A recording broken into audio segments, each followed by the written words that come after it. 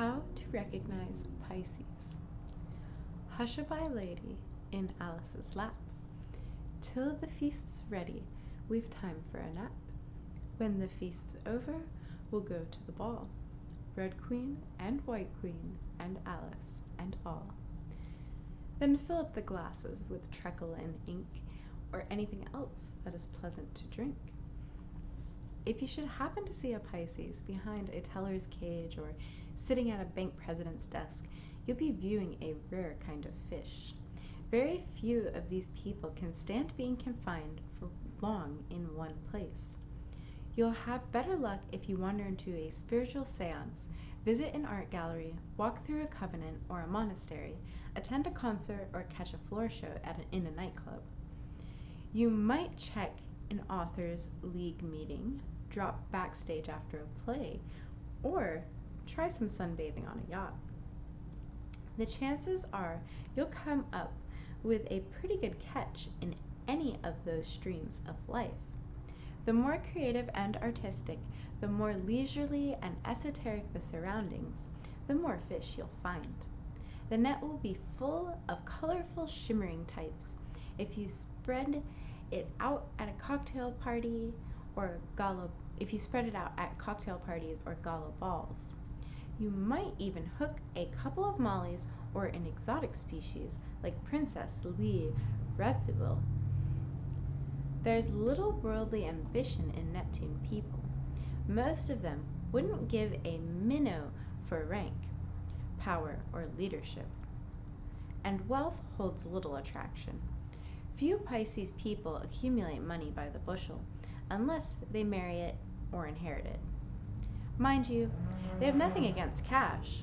They'll gladly accept any old coins you can't use, but they're more aware than most of us of its temporal qualities. Whoever said, "I don't want to be a millionaire, I just want to live like one,"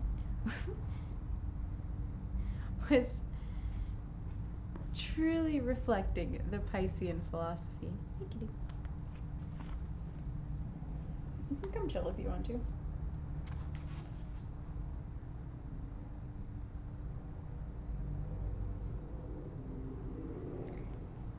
The typical Neptune heart is free of greed. There's a lack of intensity, almost a carelessness about tomorrow. There's also an intuitive knowledge of yesterday and a gentle tolerance of today. It's never easy for either real or human fish to struggle and fight their way upstream. It's more common, and it takes less effort, to go with the current wherever it takes them. But to swim upstream is the challenge of Pisces, and the only way he ever finds true peace and happiness. Taking the easy way is a trap for those born under this sun sign, a glittering bait that entices them, while it hides the dangerous hook, a wasted life. You'll be impressed with the Piscean charm of manner and lazy good nature. He's indifferent to most limiting restrictions if they don't rob him of his freedom to dream and feel his way through life. He's even more indifferent to insults, recriminations, and other people's bristling opinions. Tell a Piscean that society is decadent, the government is cracking, air pollution will put us all in our graves, and the world is coming to a dead stop, and he'll yawn, or smile enchantingly, or look vaguely sympathetic. Very little will excite him to violent action or reaction. Of course, the fish is not completely bland. He does have a temper.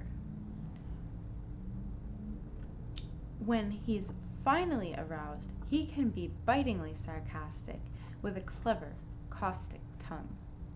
Neptunians can lash their tails angrily and spill forth a torrent of nervous irritability, but the typical Pisces will normally take the path of least resistance, and the cool waters of Neptune continually wash away his anger.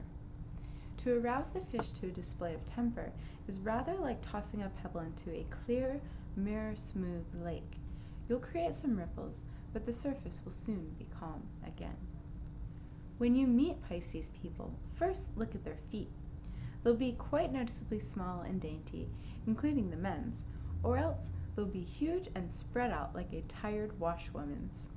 The Pisces hands will also be tiny, fragile, and exquisitely formed, or else big ham bones that look as though they belong behind a plow. The skin is silky soft, the hair is fine, often wavy, and usually light, though you'll find a goodly number of brunette fish. Pisces' eyes are liquid, heavy-lidded, and full of strange lights.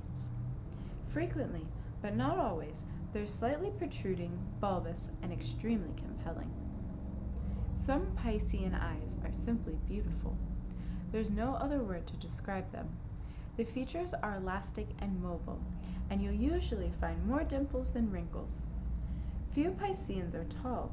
Neptune bodies are sometimes awkwardly built, but with their extraordinary grace it's seldom discernible. They seem to sort of flow along instead of walking, as if they were swimming across the room or down the street.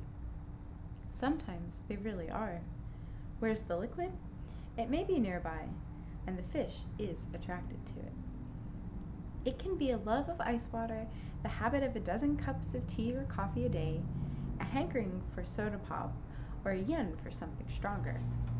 Like Scorpios and Cancerians, Pisces people are wise to stay miles away from alcohol. Very few Neptunians can have a social cocktail, then leave it alone. There are some naturally, but too many Pisceans find enticing relief from trouble in liquor. It lulls them pleasantly with a false sense of security, and it's a dangerous lullaby. Of course, every Pisces who drinks a Pousse Café doesn't become an alcoholic, but the percentage is higher than it ought to be. The fish was born with the desire to see the world through rose-colored spectacles. He knows well enough about the seamy side of humanity, but he prefers to live in his own watery, gentle world, where everyone is beautiful and all actions are lovely. If reality becomes too terrible to face, he often escapes into rosy daydreams with powder-puff foundations and not a prayer of coming true. When life dumps him with a splash, a real belly smacker, into a stagnant river of dismal failure and hopeless conditions, instead of leaping out of the murky danger, he's more inclined to hide behind his pale green illusions, which keep him from making practical decisions. The rejected Pisces is too inclined to face the ugliness of failure by deepening his false hopes, when a determined switch of course, or some new, forceful action might shower him with real instead of imaginary success. Not every March-born person falls into such a typical Neptune trap, but enough of them do to make it a necessary warning. The Pisces writer may be tempted to lounge for years in bars, telling himself he's gathering material when he's really just gathering moss and unpaid bills. The Pisces artist who can't get the patronage he seeks may stroll through the park day after day, mumbling into his beard that he's studying nature as a background for his great masterpiece, while his paintbrushes gather dust. Where is the angel who will support him while he splashes canvases with glory? The Piscean woman, left alone with just enough fixed income to keep a roof over her head and a little seaweed in the cupboard, will tend to dream away the hours, tenderly remembering yesterday, hazily hoping for tomorrow, and wasting the bright sunlight of today. The actor, composer, musician, you fill in the stories. You may have read that Pisces, or that the Pisces symbol of two fish swimming in opposite directions indicates that the Neptunian is torn by dual desires. It's not so. Dual desires belong to Gemini. The two fish in reversed directions symbolize the choice given Pisces, to swim to the top or to swim to the bottom, and never quite reach his goals. Pisces must learn that he is to serve mankind in some way, and eschew worldly possessions. Piscean Einstein, who swam upstream, formulated a whole new world of relative time. Pisceans who swim downstream serve by washing dishes or shoveling snow. The choice is always there, because there's never a lack of unusual talent. But the fish with eyes that clearly on both sides, or that see clearly on both sides, sometimes has difficulty seeing straight ahead. Pisces often retreats either into the sublime heights of a dedicated professional life or to stimulants, artificial emotions, and false excitement. Although Pisceans shrink from competition, the strong pull of Neptune sends many of them, even the shy ones, toward the bright footlights, where they can use their fabulous powers of interpretation to project myriad emotions. In spite of their natural timidity, they often become some of the finest performers in the theater, but only if they fight their distaste for the hard work of grueling rehearsals and the dullness of the dreary but necessary years of experience. Sometimes the sharp wounds of the critics leave such a scar on sensitive Pisces' soul that a potential Barrymore or Bernhardt retires when the fame was just ahead. Memorization is seldom a problem. The Pisces memory is legendary, although with an afflicted moon or Mercury, they can forget their own telephone numbers. To every Pisces, from the fisherman on the wharf to the nurse in the children's hospital, life itself is a huge stage. In the reflective eye of the fish, the entire scene is elusive and fleeting. Knowing this, Neptunians accept most storms with tranquil equilibrium. Despondency, however, is always threatening to swoop down and bring peculiar dreams or weird nightmares, which are often precognitive. When Pisces has a feeling something will happen, it usually does. If he tells you not to get on that plane or in that car, you'd better plan to swim or walk. Astrologers who speak of an old soul refer to a soul that has gone through many lives, retaining the wisdom of each. Often they refer to Pisces, because a life as the fish is either the most difficult obligation a soul can choose, or a chance to reach perfect fulfillment. While Aries represents birth in the zodiac, Pisces represents death and eternity.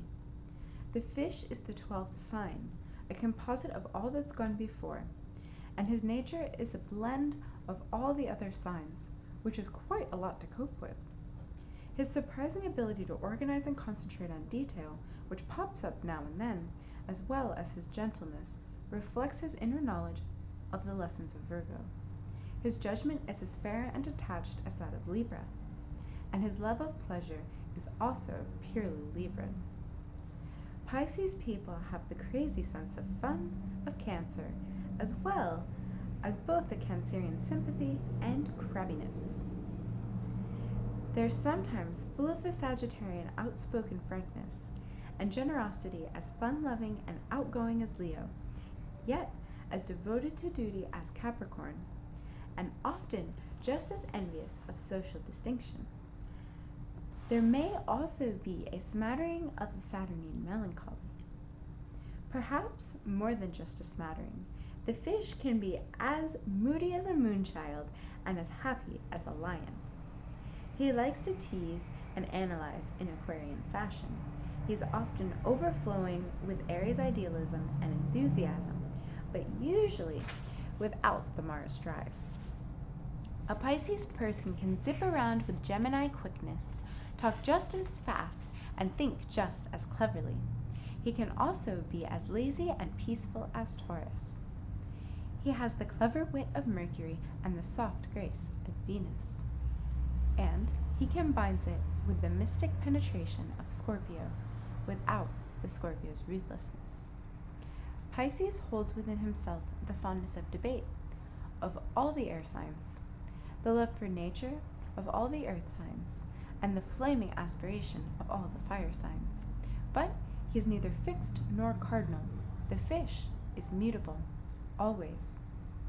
In this respect, he is undiluted. The one and only quality which originates with his own sign is his strange power to stand outside himself and see yesterday, today, and tomorrow as one.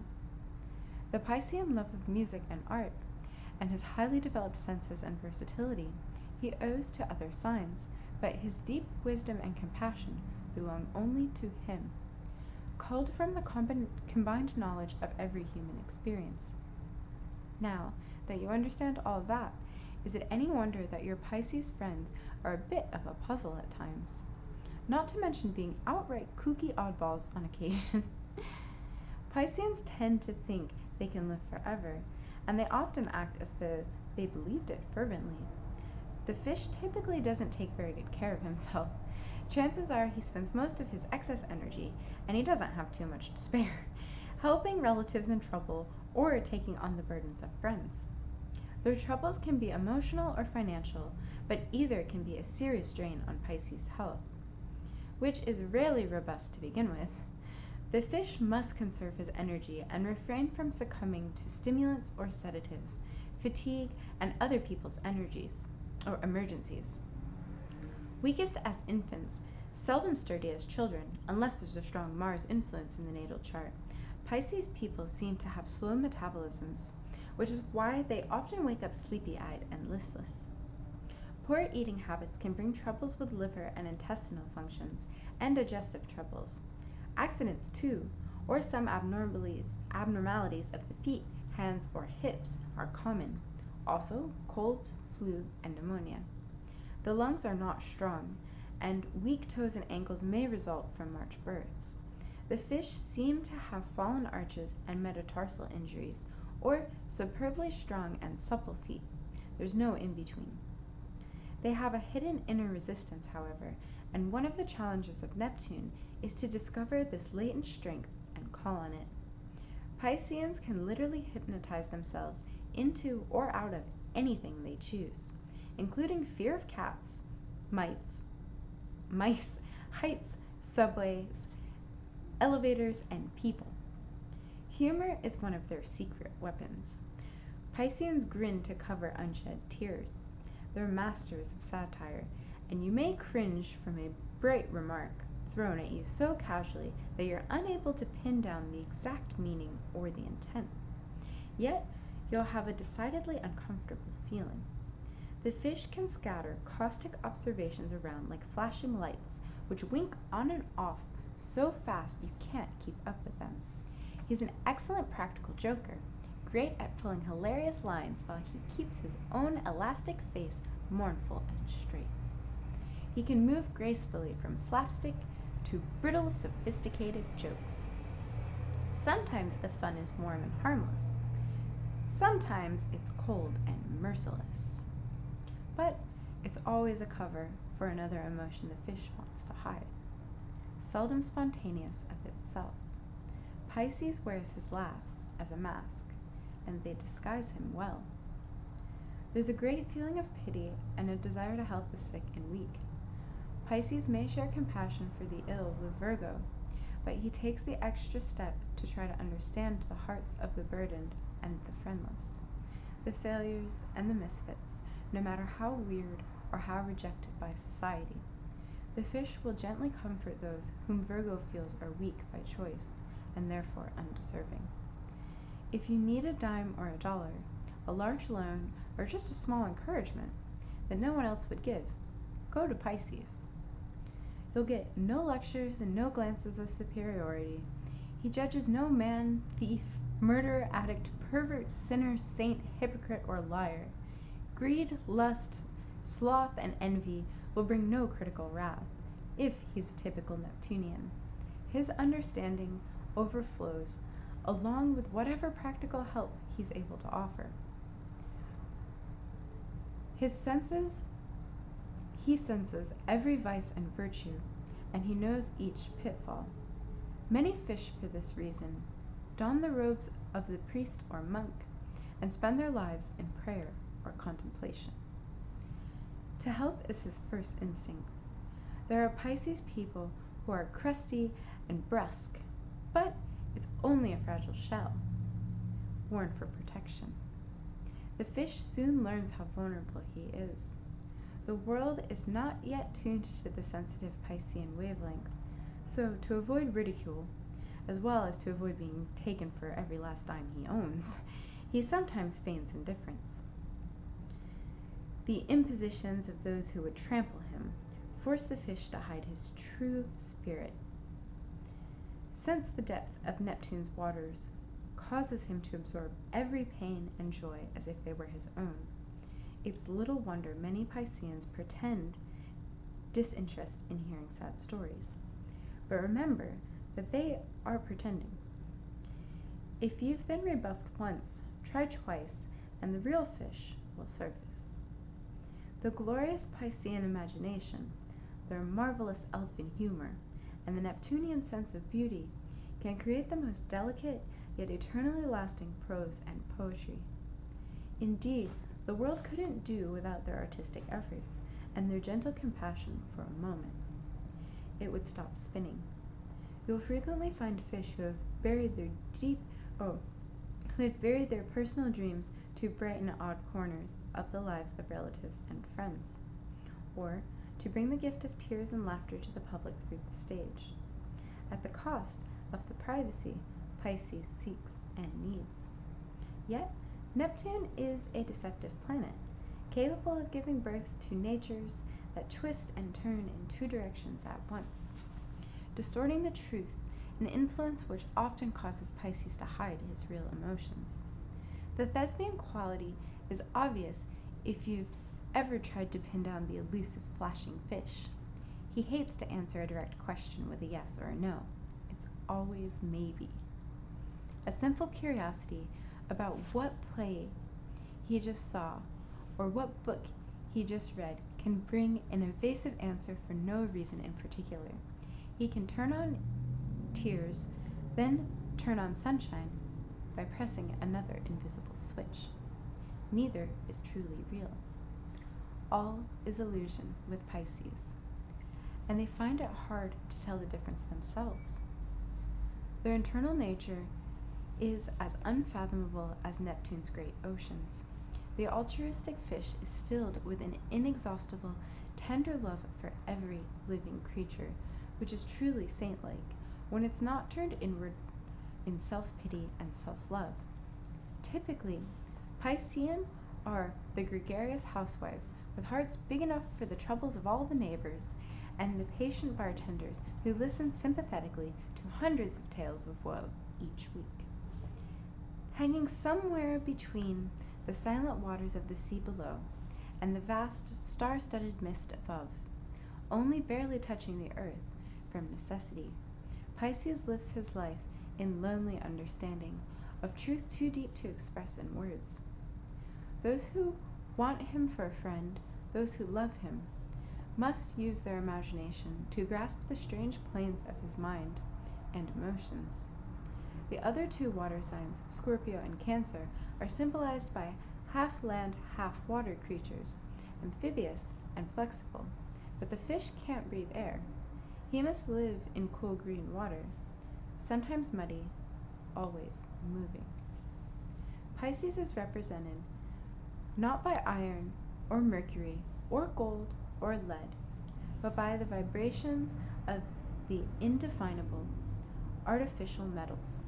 Again, an echo of the unreal and the illusionary. He sees his reflection in 3 dimensions, in the violet amethyst and the clear emerald, and his natal flowers are the water lily and the lotus. Their blossoms are pink and white and delicate, but their stems and leaves are made from strong fibers, tough and indestructible, unless they're torn up by the roots. Few can follow Pisces and probe his aquamarine nature, whether he swims downstream to oblivion, just another lashing speck in the large moving school of fish, or fights his way upstream to conquer the swift current and find serenity in pure waters. He is stronger than he thinks and wiser than he knows, but Neptune guards this secret until he discovers it for himself.